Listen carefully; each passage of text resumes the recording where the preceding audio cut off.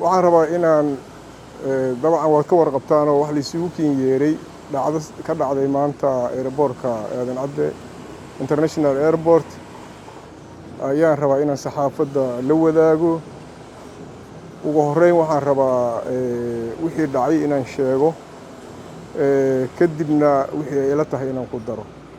haddaan ku hormaro allah u naxariisto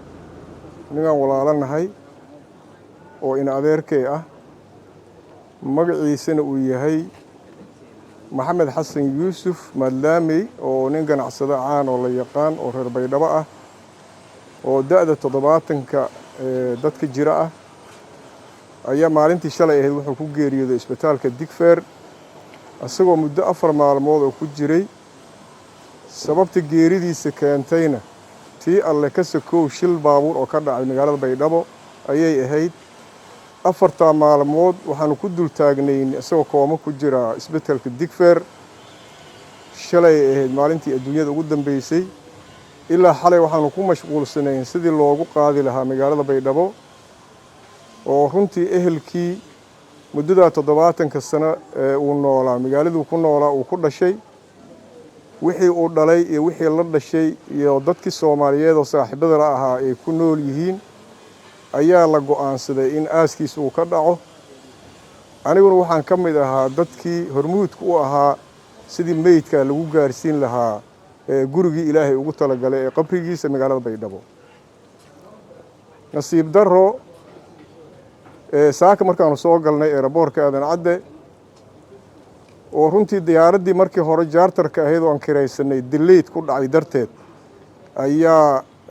muddo 2 saacadood aan dib u dhacnay meydkii aanu airportka keenay muddada 2 saacadood waxaa lagu diyaariyay diyaarad kale oo passenger wada diyaaraddaas ayaanu ka helnay kuraas gaaraysa 16 kursi oo intii ehelka ahayd iyo meydkii iyo aniga iyo nin kale oday oo shaqaadan Mukhtaar la yiraahdo ayaanu diyaaradii kornay meydkan waa la saaray runtii markii diyaaraddu ay u hartay in albaabkeedii la xiro ay duusho ayaa waxa ii yimid sarkaal booliiska ah oo igu yiri adeerow wiilashii diyaaradda waxay leeyihiin annaga xildhibaanka uma sheegi karnee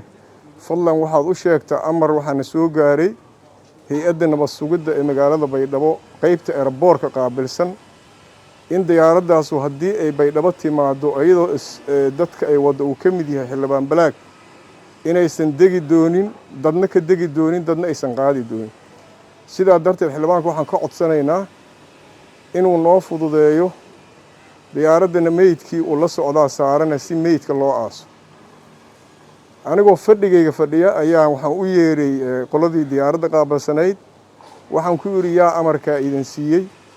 magaciisa ma ii sheegi kartaan waxay igu yiraahdeen haa kadib waxay ii sheegeen in Yacquub la yiraahdo oo hay-adda nabad sugidda ka tirsan oo airportka mas'uul uga ah meeshii anoo fadhiyaan isla Baydhabo wacdi ninka ma jiraan waa jiraa la igu yiri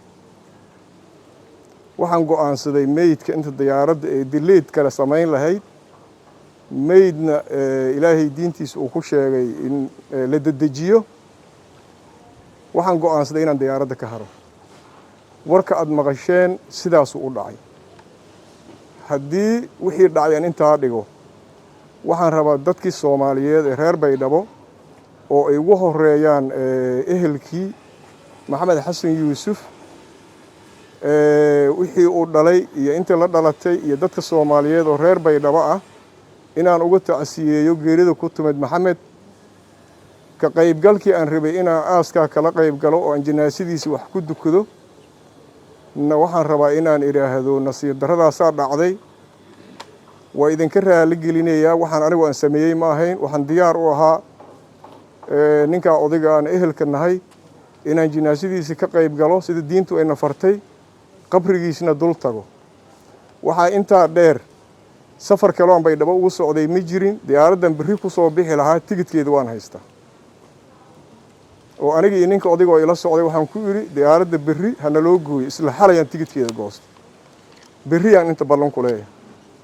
horta waxa dhacay waa intaas waxaan rabaa marka inaan aragtidayda ku daro ficilada noocaan ah ee ka socda dalka Jamhuuriyadda Federaalka Soomaaliya gobol ka mid ah anigoo xildhibaan qaran ah runtii ay dadkayga ay doorteen oo weliba aan rabo inaan si cad u iraahdo waxaan ahay xildhibaanka keliya ee dadkiisa doorteen oo Baydhabo laga soo doortay oo loo codeeyay oo lala tartamaana anigoo xildhibaan noocaas ah in aan walaalkay meydkiisa aan Baydhabo geen waayo mas-uuliyaddaas cidda iska lahan taraba inaan tilmaamo haddaan waxaan ku dhisannahay ay yihiin dastuurkii Jamhuuriyadda Federaalka Soomaaliya ee ku-meel gaarka ah madaxweynaha qarankan uu yahay madaxweynihii u xilsaarnaa ilaalinta dastuurka xurriyadda bini aadanka ama xurriyadda muwaadinka Soomaaliyeed dastuurka waxa uu siiyeyna la og yahay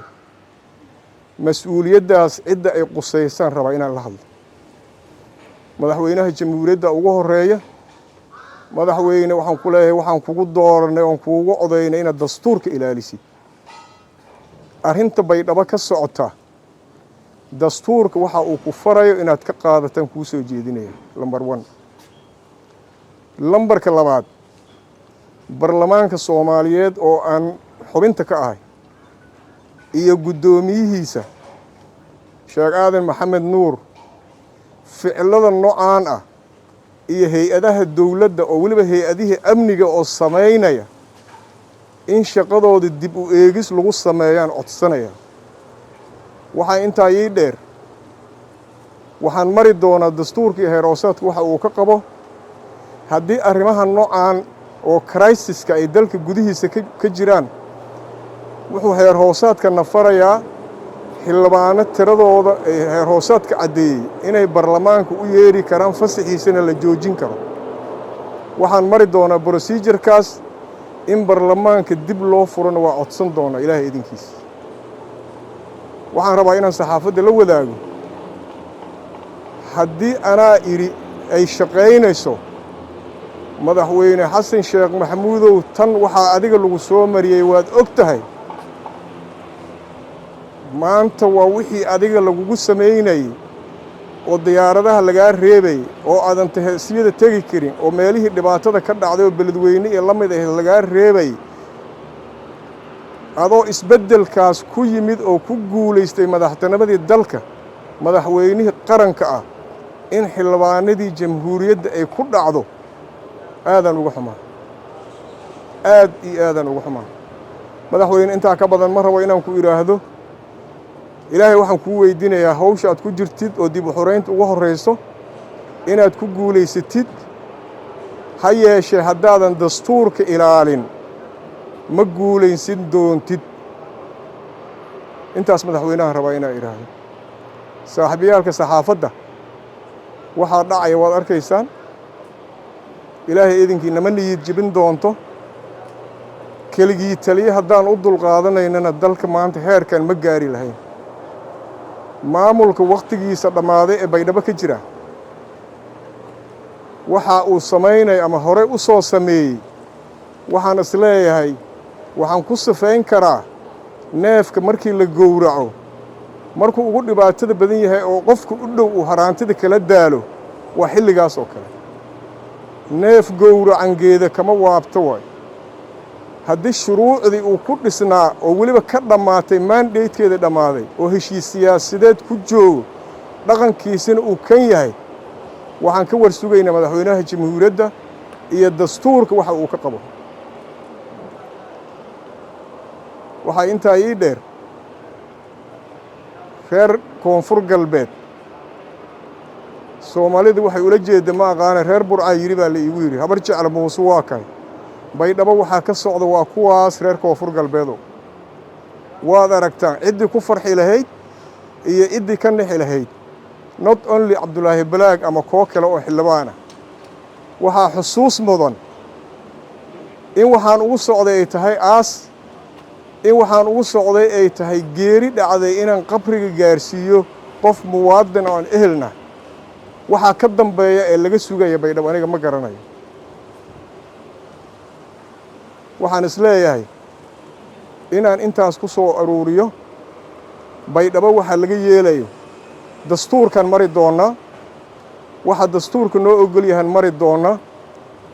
haddii dastuurku uu shaqayn waayana dal dastuur ka shaqayn waayo hor noo soo maray waad mahadsantihiin